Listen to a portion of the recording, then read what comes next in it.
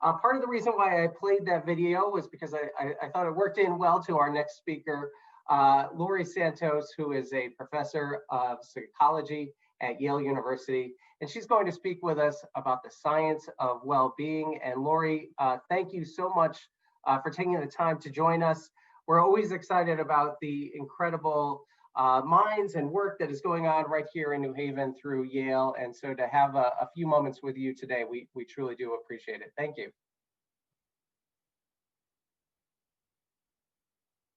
And I know we have Laurie out there, so we'll get her up on the screen in a moment. But as I was saying, it's positivity that we're talking about. I think I hear Laurie now. Laurie? Yeah, I'm right here. I'm not able to actually to start my video. It's saying the host has stopped it. So if the host could turn me on, that would be fantastic. We will make sure. How does that work? Is that? There we go. Excellent. Thank you very much. Thanks for joining us. We really do appreciate it. Thanks so much. And hopefully I'll also be able to share my screen, because what I wanted to do today was to give you a quick preface of the class that I teach at Yale University, a class all about the science of well-being, which I think is something that everyone involved in New Haven businesses needs now more than ever. So let me hop in and kind of share my screen here, which hopefully you folks can see. I'm going to be talking about how we can all achieve happiness during times of stress, and I take the COVID-19 time to be a pretty extreme time of stress.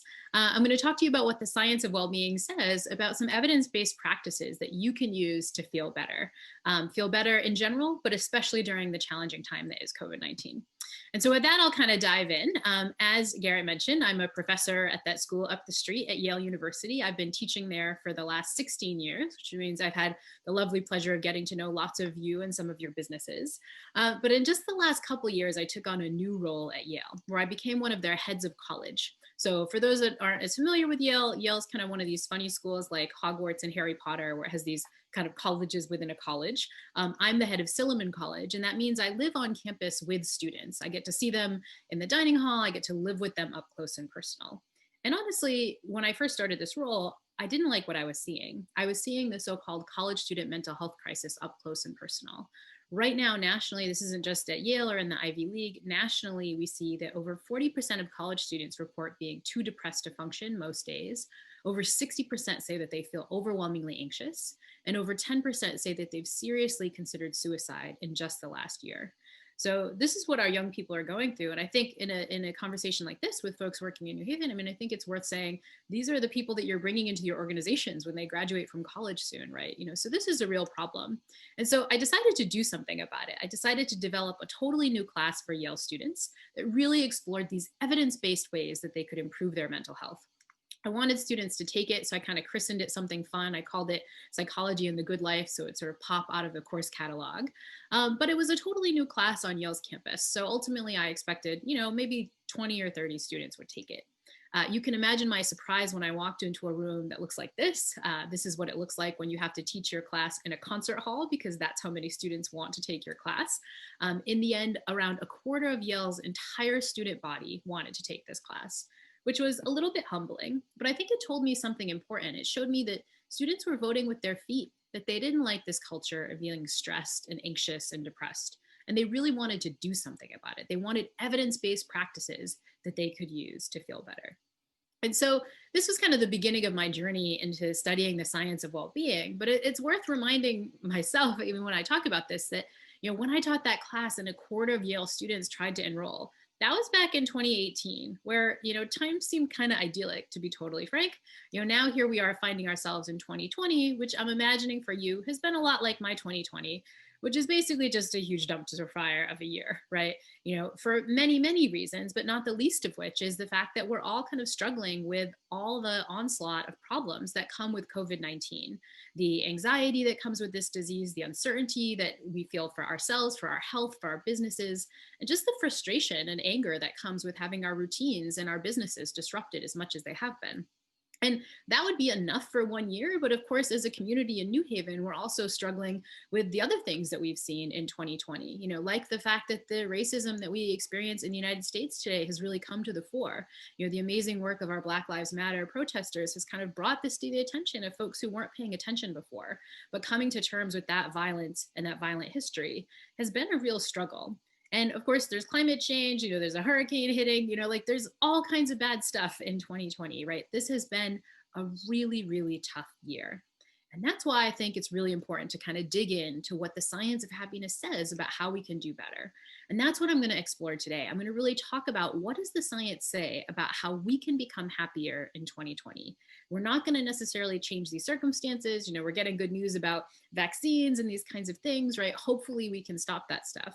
But for now, what can we do even in the midst of this to improve our well-being? And that's what I'm going to dig into today. What I'm going to do is give you a very, very short version of the class that I teach at Yale, which is really quite fun. You're going to get the top 7 insights that I think the science of happiness gives us for how we can feel happier during challenging times. But it's kind of a very squished version of the Yale course, but it's also more fun. You don't have to pay the Yale tuition. You don't necessarily have to, take your SATs again. You kind of just get the whole Yale class, half hour for free. So thanks to the New Haven Chamber of Commerce for this.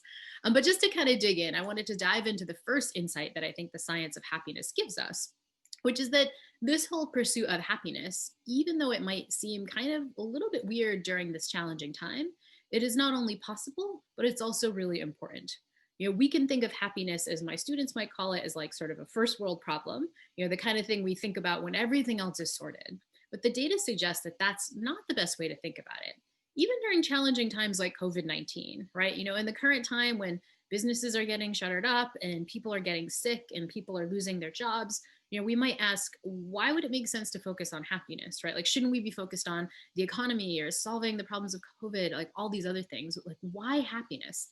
And I get it, we have to focus on those other things as well. But it turns out that thinking about happiness, focusing on happiness, making sure you're prioritizing your own mental health, that might be a path to the other stuff that you really care about as well.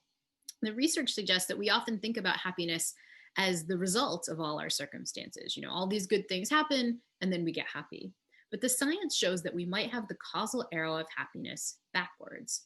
In other words, we might need to think about the kinds of ways that we can become happier, because the act of feeling happy might lead to some of the circumstances we all care about.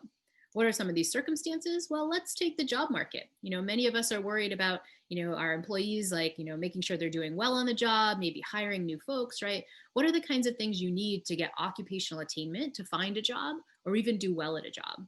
Obviously you need the resume skills, but the research shows that happiness might play a critical component here.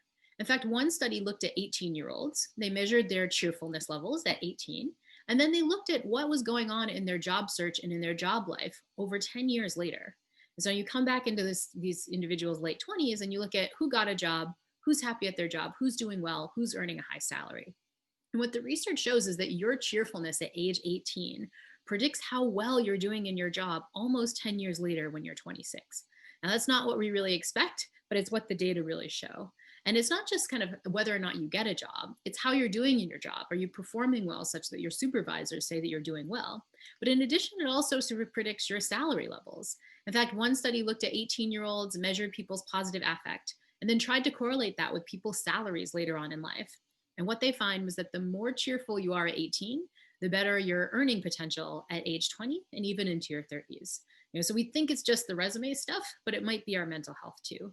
And that's in part because we also know that happiness seems to predict whether or not you're going to show the kind of creative core skills that we all want to see as employers. One study really looked at whether or not people's happiness levels predicted their innovation on a hard problem at work. This study actually worked with doctors. So they brought doctors into the lab and either made them cheerful or a little sad by watching different YouTube videos. So we could watch some happy cat videos or watch some sad videos. Then they gave doctors a really hard problem. If you remember that old TV show House, where you get these like tough medical diagnoses, that's what doctors faced. And they looked at who got the answer right, who could figure out that tough problem that required some innovation. And what they found was that the doctors who had watched the happy video, who were in a better mood, were statistically more likely to solve the innovative problem than those that weren't. Again, we think happiness is this ephemeral thing, but it might cause us to have the kind of innovative skills we need to get through this challenging time. But in addition, there's evidence to suggest that happiness might be really critical for another thing we care a lot about during this pandemic, which is just our immune function and our health. One study looked at whether or not your happiness levels predict whether or not you get sick after being exposed to a virus. This study brought subjects into the lab and exposed all subjects to rhinoviruses. These days, we're all really paying attention to coronaviruses. Rhinoviruses are the viruses that cause the common cold. So individuals get kind of their nose like little shot up with a little syringe exposed to some rhinoviruses. The question is who gets sick? And what the researchers looked at was people's positive style. Are you a kind of normally high positive style person where you're kind of feeling very joyful and you're like, in a good mood a lot of the time? Or are you kind of a low positive style person where you're sort of a little bit more down in the dumps? What researchers showed was that the people who had the high positive style got colds at rates that were about half of those with the low positive style. In other words, just the act of being a cheerful person might protect you from viruses, something we all care about in the midst of a global pandemic. And just since I know some of you business folks are kind of nerdy like me and you want to see the data, I'm just going to show you the graph right here. I'm going to present the number of colds that these individuals got, depending on your positive style. Remember, high positive style is when you're kind of more often and not in a good mood. Low positive style is just the opposite. And here's the number of colds that people got. You're basically seeing almost twice the rate of colds if you're in a low positive style than a high positive style. And so all these together kind of raises the insight that I think is really important right now, which is that happiness is critical. We think it's the thing that, we can focus on when all this is over, but it's just the opposite. If we want to see success in our businesses, if we want to see success in our jobs, if we want to just stay healthy, we might need to focus on happiness first. And of course, that raises, I think, a big question, which you might say, like, that sounds great, but how on earth do I do that, right? It's 2020, right? Like, how can I be happy during this time? And that gets us to top insight number 2. Another misconception we have that according to the research, which is that we often think that we need our circumstances to be great to be happy. But the research shows, as top insight number 2 explains, that we can sometimes harness the power of post-traumatic growth to improve our happiness. And so again, we tend to think that like we'll be happy when things are awesome and we'll be sad when things are bad. But is that really the case? Well, to study that, researchers go find folks where things are going awesomely. So let's take a look at this lady. She's just won Massachusetts Powerball for $758 million. Question is, did this event make her happier? And the answer is, yeah, on the Tuesday that this lady won Powerball, it was a pretty good Tuesday, right? She's smiling, the day you win $750 million is a great day. But the question is, what happens to her happiness after that? And what research has shown that if you go back to this lady 6 months later, 1 year later, what you'll find is that her happiness levels are statistically indistinguishable from someone who played the lottery but didn't win. Now, that's not what we think. We think these awesome events are going to make us happy, but the studies suggest that they just don't do so in the way that we think. That's the awesome event, but what about a bad event? So imagine the following scenario. If you're lucky enough to have the use of your legs, imagine you were out kind of taking a ride after this discussion and there's a horrible car accident on 95. Somebody has hit you. All of a sudden, it's a really bad accident. You've severed your spine and now you're paraplegic. Question is, what would that do to your happiness? Well, if that happened this afternoon, it'd be a pretty crummy Monday afternoon, right? But the research shows that if you look at people to whom this has really happened, and you go back to them 6 months later, 1 year later, what you often find is that these folks' happiness is statistically indistinguishable from somebody who went for that ride and didn't get hit. Now, that's not what we think, but it's what the data show. Traumatic events don't negatively impact our happiness as much as we assume. But there's more there that's even more surprising, which is that sometimes if you look at people who've been through a traumatic event like this, they often report that this event was one of the most meaningful things in their life, that they wouldn't change it, that it's made them stronger. And this gets to the phenomena that lots of scientists are interested in right now, which is called post-traumatic growth. This idea that sometimes we go through trauma, of course we know about post-traumatic stress. Sometimes you go through trauma and it's obviously really bad. But there are cases where people go through trauma that they wind up stronger on the other side. And this is the phenomena of post-traumatic growth. The science suggests that you can grow in a couple different ways after trauma. One is that you tend to boost your social connection after bad times. You tend to know the people in your life that really matter. You tend to kind of get a sense of who's there for you when times are really tough. But you also grow in terms of your resilience. When you go through a year like 2020, you don't sweat the small stuff anymore, right? Like you're ready to recognize like when good times are and kind of make the most of the tough times that might come for you. But finally, the research shows that trauma can also sometimes increase our sense of meaning and purpose in life. So that when we go through something tough, we recognize what really matters. We kind of put our priorities straight. That's post-traumatic growth. All of us through this bad time can either get through in a stressful way and kind of end up worse off, but we can also embrace the power of post-traumatic growth. We can do it right such that we come out of this stronger socially, stronger in terms of our resilience, and stronger in terms of our sense of meaning. We just need to know the right stuff to do. And that's why I think that COVID-19, for all its challenges, can actually be a time in which we grow as individuals and in which we grow as organizations, because there's evidence for things like post-traumatic growth in organizations as well. This, in some sense, is our choice. It's really up to us. And that's one of the reasons I was so excited to kind of bring this insight to this group with the New Haven Chamber of Commerce, is I think this is really critical. We have the power to use this challenging time to make our organizations in New Haven come out stronger. We just need to know the right stuff to do.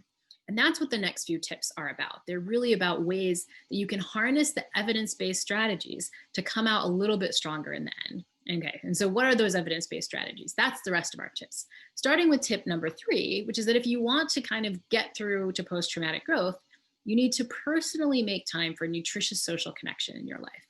Every available study of happy people suggests that happy people are just more social. Happy people spend more time with others. They prioritize time with their friends and family members. They're even just around people more often, right? Social connection is essential for happiness. But of course, this is particularly tricky during a time when we're all connecting with other people in a very different way. Many of us are doing it kind of like we are right now over Zoom, right? It would have been nice to have this Chamber of Commerce meeting where we could all be together and get some drinks and, have breakout rooms that were real rooms rather than Zoom rooms, right? What can we do to promote social connection during this time of social distancing, especially in our organizations where team members who used to work on the same floor together are now working remotely? What can we do? Well, the answer, as I talk to my students about, is that we need to find ways to locate what I'm going to call nutritious social connection that is nutritious and that it builds you up rather than kind of strikes you down. What do I mean by nutritious? Well, I often use analogies with kind of eating and food and health. And so if I put up this picture here and I asked you if this is nutritious, you'd be like, yeah, that's nutritious. In part because you learn, these are the nutritious things to eat. But in part because if you ate these kinds of things, lots of veggies and fruits, your body would feel good, right? Like you'd feel good afterwards after eating this stuff. It wouldn't be like, after eating some greasy, like food that might not be as good for you, right? Question is, what happens for your social connection in terms of nutrition? How can you find social connection that feels the same way, that after you engage in it, you feel good rather than depleted? We know one way to do this as social primates would be to hang out together in person. Again, if we could all get together, over drinks and kind of hang out and meet each other, like that social connection would probably feel pretty rich. It would feel pretty nutritious. You could tick off like, yep, that's pretty good. Of course, this is the very social connection that we're having some trouble dealing with right now. Like this is the kind of stuff that is very tricky for us. But the data really suggests that this is the type of stuff that we need to replicate if there's any way that we can want to achieve more social connection during this tough time. And so we need to find other things that feel nutritious. Like maybe calling somebody on the phone, right? We might not be able to get together with our best friends as easily during this time of social distancing, but we can usually pick up the phone and talk to them, right? Will this feel nutritious? Like, well, yeah, when you actually talk really comfortably with somebody who you haven't spoken with in a while in time, you have this rich connection, that feels good. It has a bit of a startup cost, right? It has more of a startup cost than maybe running it to somebody at the office cooler, but the act of what you'll feel afterwards is really better, right? Like you'll feel nutritious after this is done. What about, the kind of thing that we're doing now, Zoom happy hours or kind of Zooming together? Will that feel nutritious? Well, oftentimes, yeah, if you can kind of meet with a small group of people when you haven't been on screens all day, like that could feel pretty good. But, sometimes maybe not, maybe if you just spent 9 hours on a screen, that Zoom happy hour is not going to feel great, and fair enough, right? The key is that you're paying attention mindfully to what really seems to work for you. And the data suggests that if you do that, you can pick the things that feel nutritious for you at different times, right? What's another example of something we're all drawn to, right? Especially when we're feeling a little lonely, we pull out our phones and look on Twitter or Facebook or Instagram or something. Is that going to feel nutritious? Well, like some fast food, it has a really low startup cost, but my guess is if you truly pay attention afterwards, it might not feel as nutritious as you expect, right? And so this is the point. We need to make time for social connection, and we have to do it differently right now than we did before if we want to stay physically healthy. The key is that you need to mindfully pay attention to the parts that feel nutritious and try to build more of that into your life. Pay attention to what feels good and copy that. That gets us to top insight number 4, another thing that feels counterintuitive right now, but is really important, which is that if we want to engage with post-traumatic growth, we need to find some ways to experience gratitude now, not griping. Now, griping seems to be a thing that we are doing a lot of in 2020, right? If 2020 had like a Yelp rating, it would like be very bad, right? And that means that a lot of us are engaging in a lot more complaining than usual, right? We're griping about the circumstances, we're frustrated, I get it. But the research suggests that that's just simply not what happy people do. Happy people, even when experiencing hassles, don't focus on those hassles. Happy people focus on the blessings. They focus on the kinds of things they're grateful for. And you might say, that's kind of hard to like focus on what I'm grateful for because there's not that much out there. My guess though is that there is, if you can kind of train your attention right. Even in your businesses with all the challenges they face, there are some bright sides there and you need to look out for them. And one way to train your brain to look out for them is to literally write down 3 to 5 things you're grateful for at the end of the day. This is what a lot of folks call a gratitude list or a gratitude journal. And there's evidence that this can be a powerful way to bump up your well-being. Research shows that this act of writing down 3 to 5 things you're grateful for can statistically improve your well-being in as little as 2 weeks. So a powerful tool for bumping up our well-being. But an even more powerful tool for bumping up our well-being and for improving performance in our organizations is to express gratitude to other people. Why? Well, expressing gratitude means you have to make a social connection. So you literally got to talk to somebody. But in addition, it means that you're really kind of conveying something nice to someone else and you're experiencing gratitude. So the research suggests that the act of this should be really powerful. And research shows that it is. In fact, one study by Grant and Gino looked at the way that expressing gratitude to your employees can really boost not only their well-being, but also their performance. They did this in a pretty thankless organization. They looked at university fundraisers. I can say, being at Yale, we need the money, but it's not fun for the people who have to call folks and demand donations and things like that. So they brought these fundraisers in, and half of them got to hear some gratitude from their superior. Their boss came in and said, look, we're really grateful for your hard work. We sincerely appreciate your contributions to the university. Here's what you've allowed us to do. And really sincerely expressed why he was thankful in this case. And so then the question is, how did that affect these folks' performance? And what the researchers found is that fundraisers who heard the gratitude increased the number of calls they made by 50%. Imagine boosting your employees' performance by 50%. You might think, oh my gosh, we have to pay them so much more. I got all these bonuses and so on. Gratitude, it turns out, might be enough. But gratitude doesn't just help the people who are hearing it. Gratitude can also help you, the person who's expressing it. And that's why it's so powerful. One study actually looked at this power of expressing gratitude to the people you care about. This is some work by Marty Seligman and colleagues. And he brings his subjects into the lab and he has them do this exercise. He says, in the next week, I want you to write a letter of gratitude to someone who's helped you or been especially kind to you, but has never been properly thanked. And then deliver that letter in person to the person in question. What do people predict? People predict this might feel awkward. Turns out it doesn't feel awkward at all. If you receive this gratitude visit, it's one of the best moments of your life, you often report. It's like a 10 out of 10 on a happiness scale for the person who receives it. What's more amazing is what happens to you, the person who's doing this gratitude visit. And that's the graph I'm going to show you now. I'm plotting a sort of standard measure of happiness right here. And the white bars are when you do the gratitude visit versus the black bars when you kind of are just listing some happy memories. You kind of just doing that as a control. And this is what we see before the event. No difference between the gratitude visit and the control. Right after, the immediate thing that you find is you see a big bump up in people's happiness. But what's amazing is that they looked at that bump up in happiness and how long it lasted. And in their study, what they find is that people show a significant increase in well-being that lasts for between 1 to 3 months. Now, if I was to tell you that there's some activity that you could engage in tonight that would take you probably a half hour, and it would bump up your happiness, through Thanksgiving, through the winter holidays, past Christmas and Hanukkah, and well into 2021, you would say, sign me up. That is the power of expressing gratitude to others. We don't realize how powerful it can be for bumping up our well-being. And this is where you all get some homework. You can't invite the Yale professor and not get homework. Your homework is to really do this. Some of you thought about a person who you really needed to thank, but you haven't. Really write that thank you letter. And extra credit if it's someone in your organization, because then you can get that big well-being boost for your business too.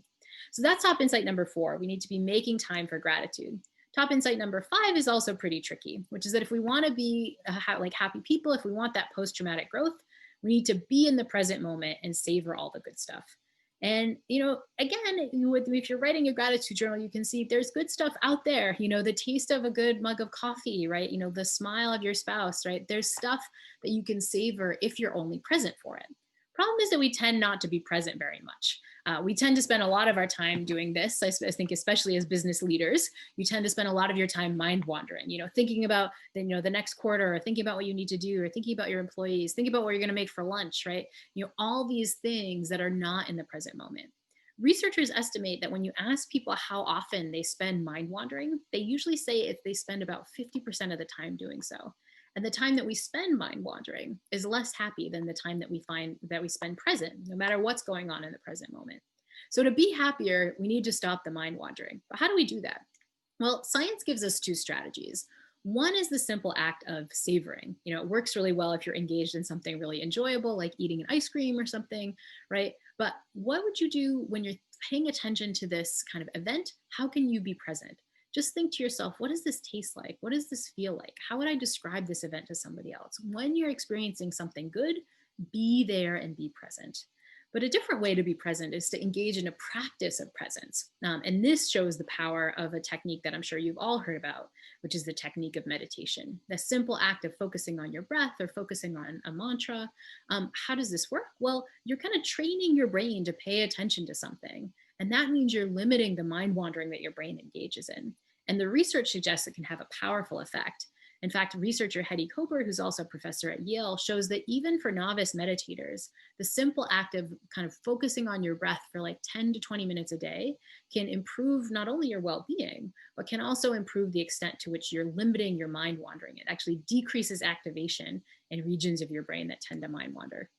And so that's top insight number 5. If we want to be like happy people, we got to get back to the present moment.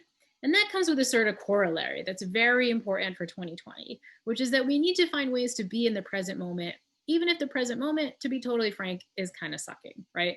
I'm not sure about your emojis, but mine, are less like hearts and happy faces and more like this, over the past couple months, right? This has been a tough time. We're experiencing lots of negative emotions. And our instinct is to run away from those negative emotions, to like pretend they're not there, or like do something else, or distract ourselves. But the data suggests that that's not a great strategy. Running away from your emotions or denying them or suppressing them, it just doesn't work. In fact, one study by Richards and colleagues looked at this directly. They had subjects experience something negative, either watch a sad video or a disgusting video, and told subjects to suppress their emotions. What happened? Well, two things happened. One is that subjects showed cognitive changes. They actually did worse on a memory test and showed memory loss after suppressing their emotions. But another is that subjects showed physical changes. They actually showed cardiac stress after the event in which they were kind of suppressing their emotion. So we're hurting our brains and our bodies through the act of suppressing. But of course, that raises a question, which is like, okay, if we don't like pretend the emotions aren't happening or try to suppress them, how do we get through them? And the answer is we got to get through them. We got to be there and take time to experience our negative emotions. And one mechanism for doing this comes from a specific form of meditation that can be quite powerful. It's a form of meditation that has the acronym of RAIN, which stands for Recognize, Accept, Investigate, and Nurture. And so I'll kind of walk through this. So imagine, you're looking at the latest COVID statistics, or you're getting some bad news from your business, like things look really bad, and you're experiencing some negative emotion. That could be frustration, anger, anxiety, whatever. The first step in RAIN is to recognize, to be like, wait, that's frustration, that's anxiety, that's anger. That's uncertainty. Notice it and call it out. We often tell kids to like label their feelings. You do that as an adult.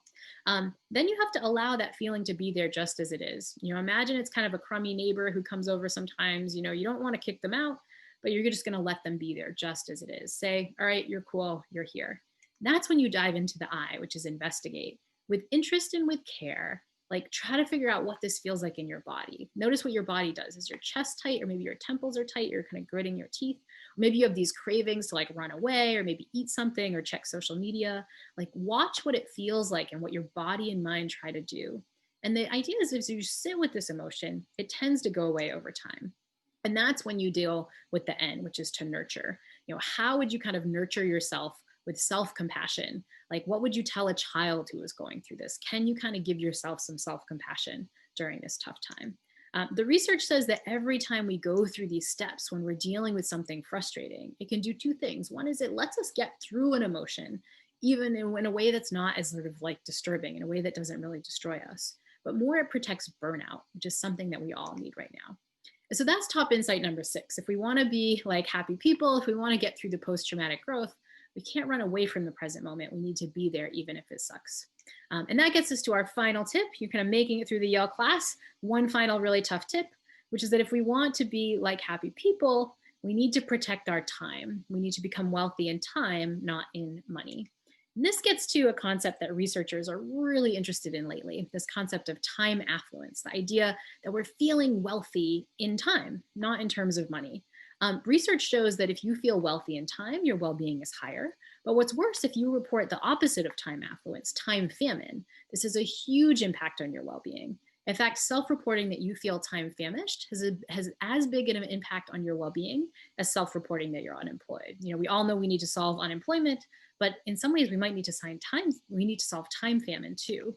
And that's pretty bad because many of us are feeling more time famished than ever, right? Especially during COVID-19, when we might be running our businesses from home, but also running a daycare and a school and, you know, all this stuff that we didn't imagine. How can we build back our time affluence?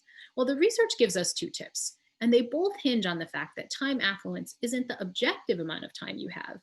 It's your subjective sense that you have some free time. And there are 2 ways to bump that up. One, which will be music to the ears, I bet, of all the local restaurants, is to engage in some takeout or some curbside pickup. How does that improve your time affluence? Well, you need to reframe not just getting takeout as getting a delicious meal, but as saving you some time. You know, if you thought about, you know, going to the grocery store, chopping up the potatoes, frying them, like, you know, everything that you have to do to get those delicious French fries from New Haven or that delicious pizza from New Haven, you'd realize that it takes you a lot of time. Every time you get takeout is time saved. And you should ask yourself, what did I do with that time that I saved? You know, that alone, that reframing can make you feel more time affluent. But a final way to feel time affluent is to make good use of what researchers call time confetti. Those little 5 minutes here and there before a Zoom meeting. You know, it turns out we actually have more free time than ever. This is shocking, but we actually have more free time than ever. It's just broken up in really stupid ways into these tiny pieces of time confetti. What can you do to make good use of your time confetti? You know, scribble in a gratitude journal, do 5 minutes of meditation, you know, text a friend to set up a time to talk to them. Good use of your time confetti can increase your time affluence. And so that's it. You made it through top insight number 7 and all the insights from the class. And with that, I hope I've convinced you that happiness is possible even in challenging times. And now you have the tools to get yourself and your business there. Thank you so much. And Laurie, thank you so much. We appreciate you taking the time, and great tips for everyone, especially those of us in business right now. Thank you so much. Have a great day.